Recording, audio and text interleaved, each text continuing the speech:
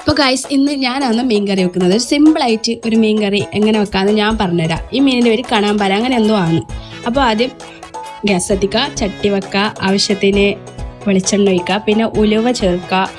ഉലുവ ലാസ്റ്റും വേണമെങ്കിൽ ചേർക്കുക, ഞാൻ ഫസ്റ്റേ ചേർത്തു. ശേഷം ഇഞ്ചി, വെളുത്തുള്ളി, പച്ചമുളക് ഇതെല്ലാം ഇട്ടുകൊടുത്ത് നന്നായി ഇളക്കി അതിൻ്റെ പച്ചമണം മാറിയതിന് ശേഷം അതിലേക്ക് ഉള്ളി, തക്കാളി ചേർക്കുക.